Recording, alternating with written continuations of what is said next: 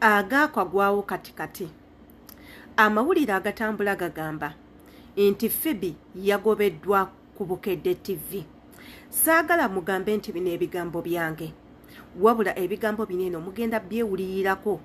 Hello fam, yenze Shila Adita. Webale nnyo kusubscribinga ku YouTube channel yaffe. Gwe wenna atanaba kusubscribinga ebintu nga ebiti bigenda kubanga bikuyitako. Jango subscribinge onyumirwe wamu naffe ate era oyige wamu naffe. Kwata ku kadde ng'omaze subscribinga nga buli video yonna gye tuteekayo ekutuukako. Igwe ng'omusomesa kweno channel oba nga kansala oba motivator oba inspirator, tukusaba obeere nga okomentinga. Comments zo za mugaso nnyo ate era manya ziyina bangi nnyo abaziyigamu oba bezisomesa. Tukusaba o subscribinge, okwate ku kadde, o commentinge ate nange akola obutambi nga okusiimibwa. Nsaba mumpeyo like ku buli video gye nkola, mumpeyo n'omutima, kijja kubanga kinzizaamu amaanyi. Akatambi kaneno tugenda kawuliriza omuvubuka eyavuddeyo n'akakasa ensi nti no Phoebe bamugobye ku TV ku nsonga ezimu oba endala. Katugendeko mu katambi ako nga tetunaba kumala budde bwonna, tuwulirize omuvubuka ono ate era tukomewo. Mwakitegeddeko nti Phoebe ke bamugobye ku Bukedde TV. Bamugobye dda. Abadde takyawa abakozi banne kitiibwa. Abamusookawo baseeguya nga ne bamugamba ekintu takyabawuliriza. Kyalowooza nti ye yayiga yamala. Phoebe mugobe wajjo bamugobye ku Bukedde TV, takyaliko takyakola. Era okutandika ne Monday temugenda kuddamu kumulaba ku screen zammwe. Phoebe ke bamugobye ku Bukedde. Hey, inze nabagamba gy'okoma okuba nga toyagaliza muntu, nga gw'olina omuntu muli gw'opinga mu bulamu, nga buli kyatuukako kyonna mazima ddala kikuluma, n'otuuka n'okukwata essimu n'orekodinga obutambi ng'obwo. Oyo si yasoose naye ekisinza okunnuma era ekyawuddeko ku ebyo byonna nti ono musajja. Kiba kizibu nnyo okusanga abasajja abalina kye tuyita chicken hearts, nga balina emitima egikankana amangu, emitima gy'abakazi, emitima emirogologo, emitima eminnanfuusi, emitima egiyinenge, emitima egitayagaliza. Kiba kizibu nnyo, naye wosinkana omusajja bw'ati either ono yakula na maama we yekka oba sekyo yakula ng'akulidde ku mizigo, be batera okuba n'embeera bwe zityo. Obutambi nga bwe buti buzzenga busaasaana ku mikutu gya social media ever since mwana muwala ono bwe yakwata ekkubo n'addayo e Uganda. Bangi nnyo baamutandikako, kati ovudde ku kyeyoze ye Uganda weeraze, era kati otulaga nti oguze emmotoka, ate kati ozimbye ennyumba ssente ozijja wa, ate kati oli mu basajja bagenda kukwebakako, ate kati oyingidde TV ogenda kufuuka malaaya. Ki ekimuweesa omulimu ku TV nga talina mpapula, ng'abasoma emirimu gye bali, mulense kadaama ku TV.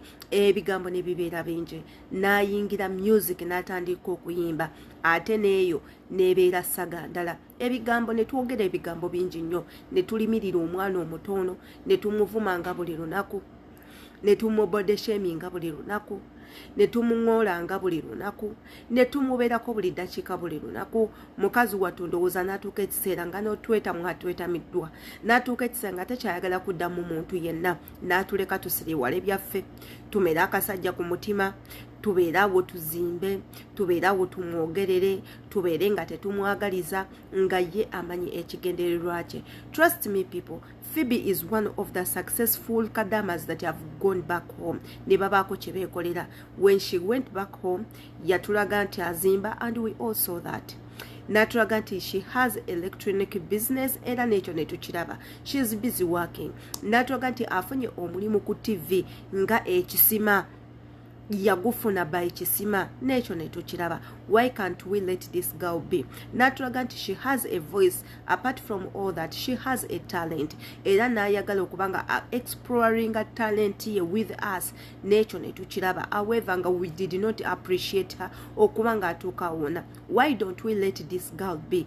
Nze mbadde nsuubira it's high time we let this girl be, akole by'alina okukola. Ate nansiba mbagamba nnyo, once wobanga toyagaliza muntu, twasimi nawe ebibyo tebijja kuba birungi time to come.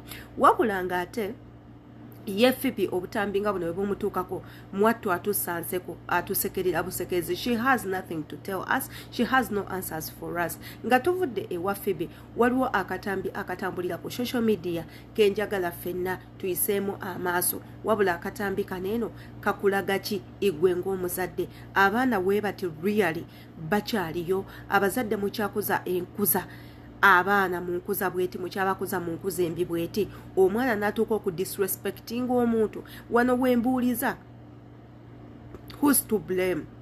Omwana is the one to blame, over a person that was behind recording this video is a person to blame? Ebyo byonna tugenda kubanga tubiyitamu nga tubisanga mu katambi kanoko ketugenda okulaba, wabula ngera nga bwe mbajjukiza nti gwe atanaba subscribinga obutambi we buti bugenda kuyitako. Igwe ng'omusomesa ali ku eno channel tukusuubiramu ekintu kimu, kutusomesa, kutuwabula, kutugondeza mbeera naawe obeeko kyotugamba. Katugendeko mu katambi ate era tukomewo. Kumanyako batontabanya. Ani govuma. Kumanyako. Ovumani. Igwe, onene yonamabo. Abula mumanira. Situkodde wamu. Sijja. Esagala kumanira. Kumanira. Ani govuma. Obugumba bwo. Tubiraga mama. Kyekulese wano kuvuma. Asirisa omumwa. Nvaako. Mbe mugogwanga. Ngokubani. Genda newamu. Ewa. Waba wandese wano wamwe. Waze kuvuma. Wamwe waneno. Yenga mumanyira. Wamanyira. Ompocha gumba. Omanyirani. Onchapeta gumba.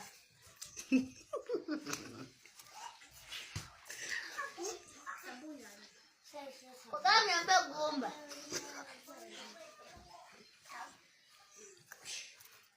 Mwana kwego wano. Kukamya mpe gumba. Mbaako. Ani gomanyira. Kukamya mpe gumba. Nja kukuba.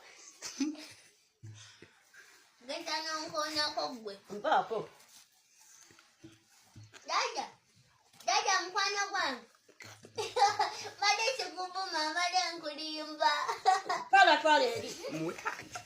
Made nkwagala. Gende.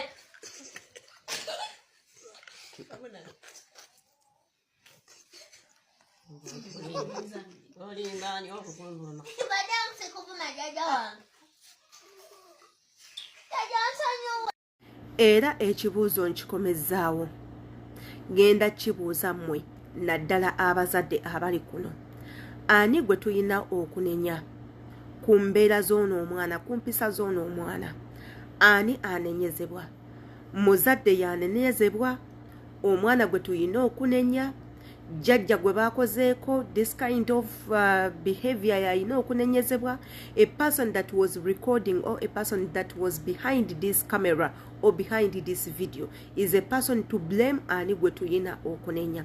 Tunenye masomero oba tunenye society, abaana mwe bakulira? Ani gwe tugenda okunenya ku such behaviors ez'abaana? Abazadde imwe abayina abaana bannenge take initiative simanyi nawe bakyogera, take initiative eri abaana bammwe. Take initiative eri abaana bammwe. Mwekyo muwabule abaana bammwe, musomese abaana bammwe, mukansolinge abaana bammwe, mubabulire ekituufu ekyokukolebwa n'ekitalina kukolebwa. Kyentegeeza mubalage ekikyamu era mukibeewaze, ekituufu mukibalage ate era mu making sure nti kye batambulirako. Omwana bw'aba asobola okuyisa bw'ati jjajjaawe, bw'anaatuuka mu myaka egy'obuvubuka anaaba tabakuba bukubi ng'akwata mboko kukuba. Abaana mutulaze nti mubaagadde nnyo era mubaagala nnyo, naye ate temusussaawo we muyina kubaagala. Can you imagine such a video? Omwana ne bagimulikodingamu ng'ali mu kusiriwalira ku jjajjaawe, bw'amuvuma ebigambo ebinene, bw'amusonga engalo mu nnyindo, mu matu, mu kamwa, ku mutwe. Such a disrespecting manner. Bannange abazadde temwagala baana kisusse mugenda kuboonoona. Yenze Shila Adeta kamanye endowooza yo katambi nga Kaneno. Embagala nnyo. See you in my next video.